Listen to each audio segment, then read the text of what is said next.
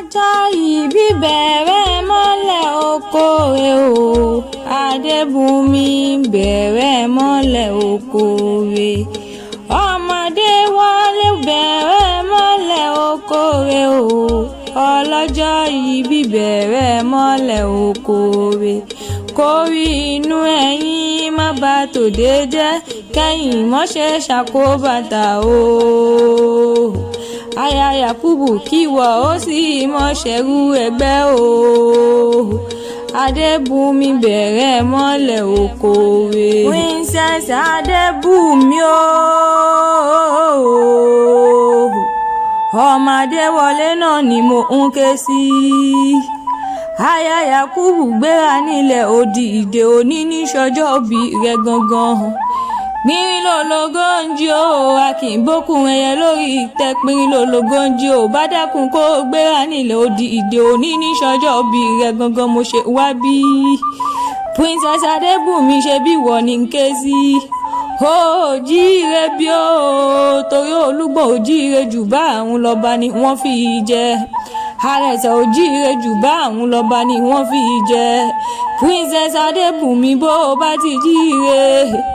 Ọmọ Adewole bó bá ti jíire àbùṣebùṣe o. Aya Yakubu ṣe mọ̀ pé bí ológun ẹrú ni. Aya Yakubu ṣe mọ̀ pé bí ọlọ́gbọ́n ìwòfà. Torí ó ní sọjọ́ bí rẹ̀ gangan mo ṣe wá bí. Ìyá olóríire tí ń sọjọ́ bí ló ní àbíamọ bọ̀ jágbọ́rọ̀gbọ́rọ̀ ni. Ẹ̀sìn bá ń kó lóríire aya tí ń sọjọ́ bí ló ní.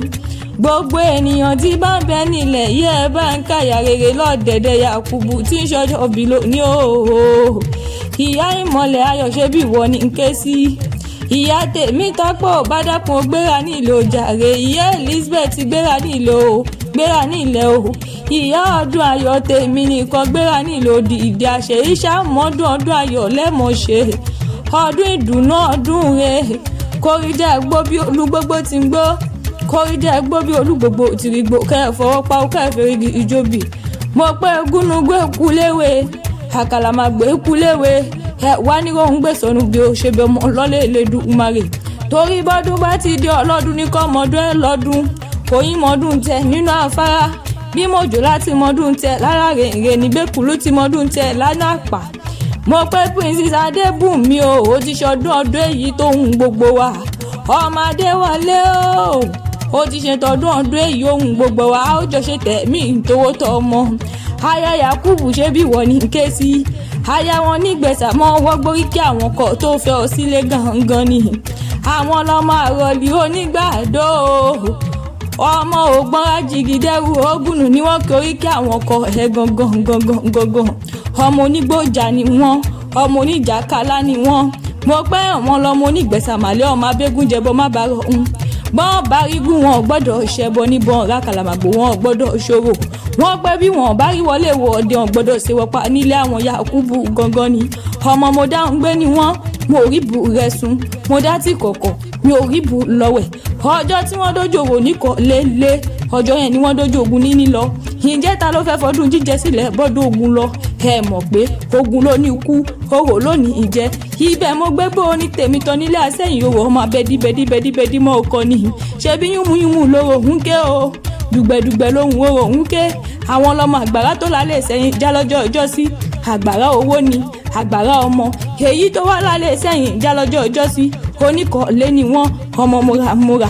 Èpò wẹ́wẹ̀wẹ́ lójúde ọba, kò ṣe fọkọ́ro, kò ṣe fàdárò. Bó sì rò ó lọ ni wọ́n torí kí àwọn ọkọ ẹ̀ gangan. Ọmọ onílàámì rò ó. Àwọn ọlọ́mọ onígbẹ̀sà màlẹ́ ọmọ abégúnjẹbọ má bàrọ̀ òun. Àwọn ọlọ́mọ onígbò mọ́dé, ọmọ onígbò mọ̀wọ̀. Àjòjì tó bá wà wọ́gbòrò yóò dẹ̀bọ̀ra ní ojàre. Aya Yakubu mọ́ gbọ́ kíní ọ̀hún lẹ́nu mi. Ọmọ Adewole o, ọmọ Adewole. Àṣẹ iṣẹ́ àmọ́dún sí ọdún ayọ̀ lẹ́mọ̀ọ́ṣe. Ọdún dùnnú, ọdún rẹ̀. Princess Adebunmi mo pé ṣá bínú pé mo bá yín láyé mo pé yín lórúkọ. Onímọ̀mọ́ ní sọjọ́ bí ẹ̀yin mo ṣe wá síbí. Àṣẹ iṣẹ́ àmọ́dún ọdún ayọ̀ lẹ́mọ̀ọ́ṣe. Ọdún dùnnú, ọdún rẹ̀ ni. Ẹ mọ̀ pé bọ́dún bá dé ìlàmọ̀ sólógún ikọ̀ àsìmọ́ sólọ́gbọ̀n. Kẹ́ ẹ mọ̀ ṣe tọmọtọmọ tówó lọ́wọ́ tí ìdùnnú lẹ́ ó mọ̀ ṣọdún.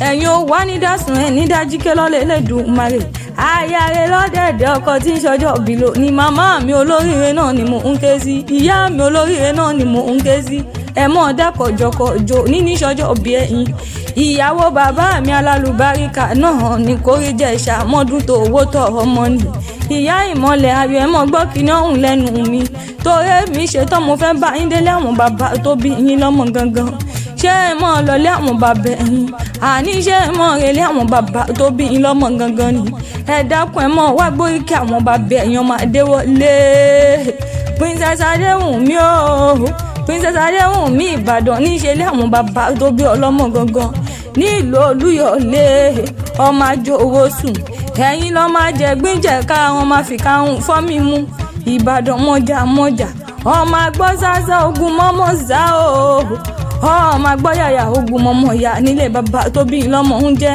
mo pé iṣẹ́ tún dé Ìbàdàn dákan lùkan bẹ̀rẹ̀ lójú ogun òjò láàárọ̀ mi wẹ̀ nílẹ̀ arólú ọmọ arólú owó níyìn ọmọ arólú ọlá ọmọ alógólú yìí tó pọ̀ rẹpẹtẹ ibẹ̀ ní ìṣẹ̀lẹ̀ bàbá tó bí lọ́mọ gangan Ìbàdàn mẹ́rù mẹ́rù ìlú olóyè tí ò rújú rárá ìlú olóyè tí ò ti ga ibẹ̀ ní ìṣẹ̀lẹ̀ bàbá yín Ìbàdàn bẹ̀rẹ̀ kẹ́kọ̀ọ́ tó wọ̀ níbi olè gbẹ̀jàre olóhùn ni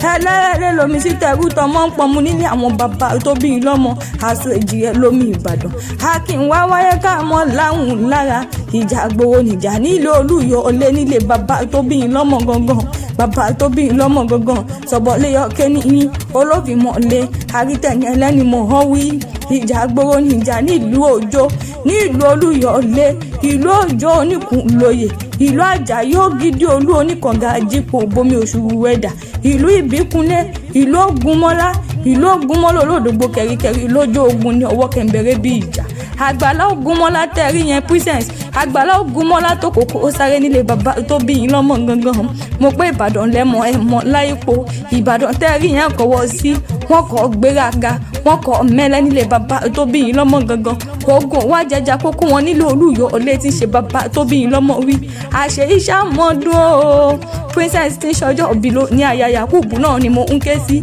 ọmọ Adéwọlé kú ọdún kó kú iye dún kórìjọ òpẹ́ mo pé igúnnugún ìkúléwé àkàlàmàgbò ìkúléwé ò ní kanjú kú ò ní kú rèwerèwe ò wá ní wọ́n ń gbé sọnù bí ò ṣe bí ọmọ lọ́wọ́n bá mo pọ̀ ọkọ̀ ò ní kú mọ́ lórí àwọn ọmọ ò ní kú mọ́ lọ́wọ́ wàá dàgbà wàá dógbó nílé ayé ìyá mi olúwàlùbáríkà tí ń ṣọjọ́ òbí ló ní ni mo kíkú ọdún happy birthday to you o aya Yakubu tí ń ṣọjọ́ òbí ló ní gangan ni happy birthday to you o kórìjẹ ìṣàmọ́dún tówó tọ́ ọmọ ẹni mọ sàárè ọmọ ìṣọmọ ajiná fún yín jẹ àjọ péjú ṣe tọdún tí ń bọ̀ lọ́lẹ̀ Elédùmarè ní ànífẹ́ ní kankan ṣàwátì ìyàwó bàbá mi ẹ kú ọdún ẹ mọ́ gbádùn ó jàre kórìjẹ pẹ́.